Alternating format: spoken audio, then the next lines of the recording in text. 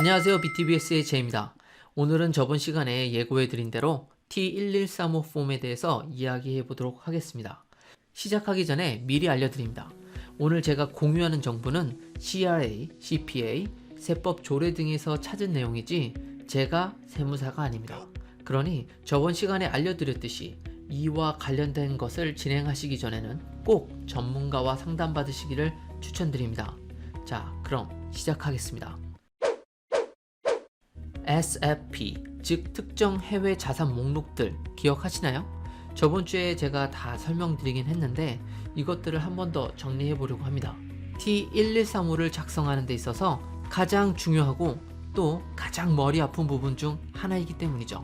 저번 시간에 알아본 내용을 기반으로 해서 그 내용을 좀 더 우리가 아는, 의뢰 아는 그런 용어로 다시 알아보겠습니다. 물론 이거보다 더 넓은 대상이 포함될 수 있으나 보통 일반 서민들에게 해당될 수 있는 것들만 추려봤습니다. 가장 우선 은행에 있는 잔고 금액이 있습니다. 이것은 보통 캐나다에 사시는 모든 한국분들이 다 해당이 될 거라고 봅니다. 왜냐하면 한국에서도 어느 정도의 적을 두고 살기 때문이죠. 그리고 전세, 월세를 준 집 또는 상가 땅, 그리고 실소유하고 있는 펀드, 주식, 신탁, 그리고 돈으로 환산이 가능한 특허, 발간된 책이 있다면 책 인쇄, 그리고 마지막으로 보험이 있습니다. 재미있는 건 남이 나에게 진 빚, 즉 어음, 채권, 대출, 사채 등등도 보고해야 되는 대상입니다. 여기서 남이란 비거주자, 즉 캐나다 거주자가 아닌 사람들을 의미합니다. 이 내용은 좀 더 살펴볼 건데요. 이게 좀 헷갈리는 용어죠. 저도 이것 때문에 많이 헷갈렸는데요. 이따가 B 파트를 설명드리면서 이 내용을 좀 더 살펴보도록 하겠습니다. 제가 정말 별의별 정보들을 다 찾아봤는데 이렇게 결론을 지으면 될 것 같아요. 돈으로 바로 환산이 되는 거의 모든 것들을 보고해야 된다 라고 보시면 됩니다. 여기서 구독자분이 주신 질문 하나를 보겠습니다. 혹시 보험회사에 가입한 실손보험, 생명보험, 저축성 연금보험 잔액, 국민연금 잔액이 이 10만 불에 불포함되나요? 이 질문의 주 내용은 보험이죠. 그래서 제가 보험 관련된 내용들을 찾아봤습니다. Interest in Foreign Insurance Policy는 보고 대상이라고 나와 있습니다. 그래도 무슨 말인지 전혀 잘 모르겠더라고요. 그래서 T1135 FAQ를 찾아봤습니다. 이런 질문과 답이 있더군요. 보시다시피 해외 이슈어가 발행한 생명보험도 보고 대상이고 보고하는 코스트는 Adjust Cost Based라고 되어 있습니다.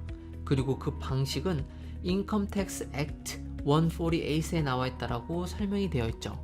그래서 찾아봤습니다. 계산 방식이 아주 잘 나와 있는데요. 저 포뮬러가 보이시나요? 대체 얼마나 복잡한지 각 알파벳마다 장황하게 이게 무엇인지에 대해서 잘 설명이 되어 있긴 하지만 이해하기가 정말 쉽지 않습니다. 슥 보여드리자면 이렇게 9번 여기서 시작해서 A, B, C, D 엄청 많습니다. 여기를 계속 보면 거의 두세 페이지를 쭉 내려가서 읽어보고 계산해야 되죠. 이것들을 계산하는 끝이 여기입니다. 여기까지가 끝나는 거예요. 자, 결론은 세무사님도 절대 쉽게 계산하기가 어렵다 입니다. 이게 얼마나 어려우냐면 이런 블로그도 있더라고요. 이곳에 명확하게 이렇게 쓰여 있습니다. The formula is the complex calculation even for tax professional. 자, 세무사님에게도 엄청 복잡한 포뮬러라고 써 있는 거죠. 그래서 CPA와 CRA가 진행하는 웨비나에서도 이런 질문들이 나올 정도였습니다. 질문은 ACB 관련돼서 세무사가 텍스를 보고하는 보고자의 자산에 대해서 검증을 하는 데 있어 얼마나 책임이 있는가요? 이런 거였는데요. 이에 대한 답변은 이러했습니다. 전문적인 세무사라면 CAS에 준하여 전문적으로 행동해야 하고 텍스 보고자가 제공해준 ACB 정보에 문제가 없다면 세무사는 ACB 계산을 할 수 있는데 이는 좋은 신뢰 관계를 바탕으로 이루어져야 한다 라고 되어 있어요. 즉 세무사는 보고자에게 정확한 정보 제공을 요청하고 이를 바탕으로 ACB를 계산해주면 되는 거죠. 일단 계산이 복잡하기 때문에 세무사가 관련돼서 일을 하고 꽤 큰 금액을 차지하지 않을까 예상합니다. 다음은 국민연금입니다. 특정 신탁이 운영하는 자금에 대해서는 보고 대상에서 제외된다는 조항이 있습니다. 인컴 텍스 액트의 233-2에 명시되어 있다고 하는데요. 한번 찾아봤습니다. 정말 다행히도 이곳에 명확히 써 있습니다. 해외 퇴직연금에 의해 관리되는 신탁은 제외된다라고요. 그래도 좀 더 정확한 정보를 찾아봤는데요.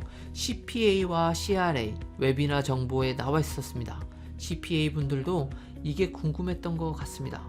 미국 US IRSA도 이에 포함된다고 되어 있고, 연금 퇴직 또는 고용 혜택을 제공하는 것을 주 목적으로 만들어진 신탁은 텍스로부터 제외된다 라고 CRA에서 대답을 해주었네요. 여하튼 보험 관련해서 정리를 해보면 이렇습니다. 실손보험, 생년보험, 즉 저축성이 아니라 사라지는 돈일 경우에는 보고할 필요가 없습니다. 저축성 연금보험은 나중에 다 내 돈이 되기 때문에 이것은 보고해야 합니다. 국민연금은 각 해당 나라에 세금을 내는 특수한 자산이기 때문에 보고할 필요가 없습니다.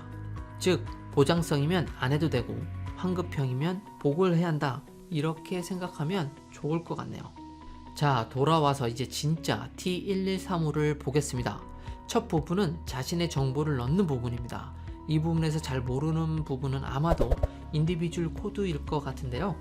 여기에서 인디비주얼 코드란 1번은 개인이나 자신의 배우자가 셀프 인플로이인 경우고, 2번은 아무도 셀프 인플로이가 아닌 경우입니다.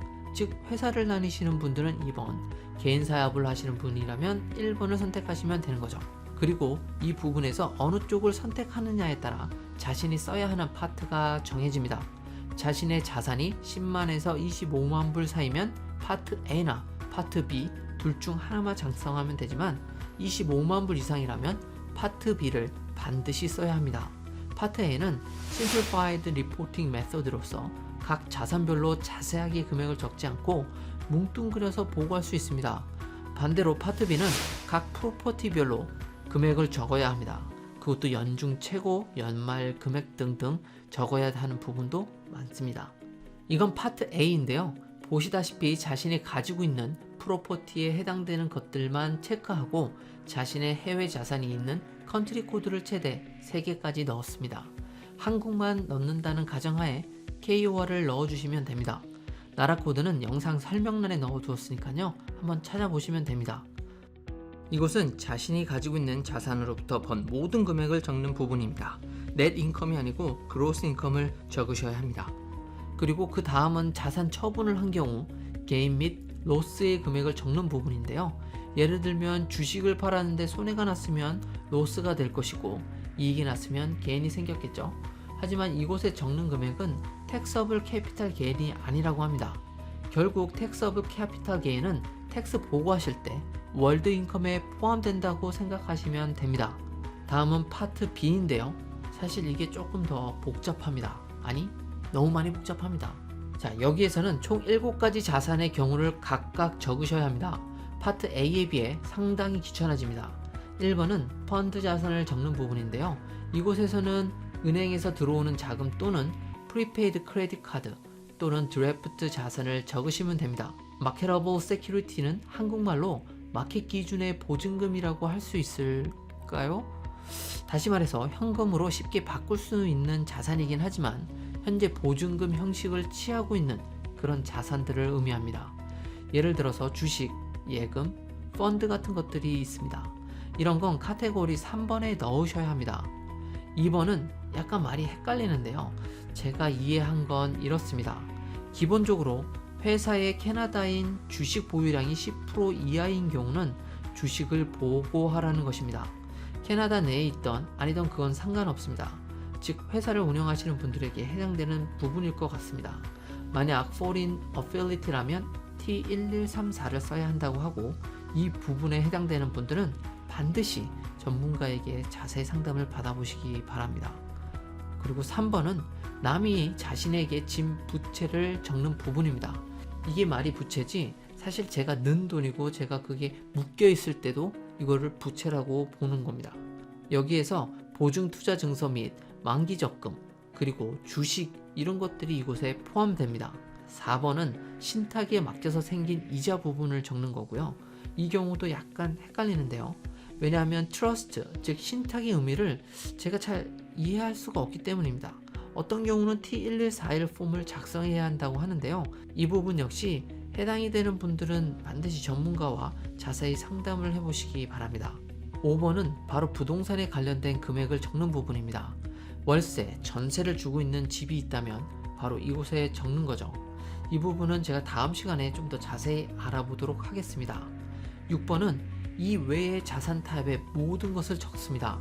바로 이곳에 보험 관련된 자산도 집어넣어야 되는 거죠. 마지막은 보통 해당은 없으시겠지만 캐나다 신탁회사나 캐나다인 딜러를 통해서 만들어진 계좌인 경우입니다. 사실 저도 이건 본 적이 없지만 대충 캐나다 회사 통해서 외국에 투자한 경우를 말하는 것 같습니다. 휴, 정말 이래저래 헷갈리는 부분도 많았고 나라마다 다 다르기 때문에 T1135를 작성하는 것이 정말 쉽지 않을 것 같습니다. 정말 지난 일주일 동안 별의별 데이터를 다 취합해서 제가 정리해 봤는데요. 세무사, 즉 CPA 분들도 정확하지 않은 CRA 기준 그리고 나라마다 다른 기준 때문에 궁금한 것이 엄청 많다는 것을 알 수 있었습니다. 어떤 특정 경우는 이렇게 될 수도 있고 저렇게 될 수도 있고 좀 애매한 경우가 많은 것 같아요. 그래서 계속 CRA와 소통하시면서 답을 찾는 듯 합니다. 그래서 제가 생각해 보니까 캐나다에 장기간 오게 될 것 같다 이러면 자금을 좀 잘 정리하고 오는 것이 답인 것 같습니다. 여기저기 조금씩 투자하고 계시면 나중에 T1135 작성하시다가 진 다 빠질 것 같아요. 이게 벌금이 없으면 대충 넣고 말면 되는데 벌금이 있는 거라서 나중에 문제가 생기면 좀 복잡해질 것 같습니다. 여하튼 오늘 주제인 T1135 폼에 대해서는 이것으로 마무리하도록 하겠습니다. 다음 시간에는 자신의 집을 전세, 월세로 주었을 때 어떤 가격을 적어야 하는지에 대해서 알아보도록 하겠습니다. 그리고 제가 드릴 수 있는 모든 데이터는 영상 설명란에 넣어두겠습니다. 원하시는 분들은 직접 확인하시기 바랍니다. 그리고 개인적인 상담도 소정의 금액을 받고 진행하고 있으니 원하시는 분은 이곳으로 이메일을 주시면 됩니다.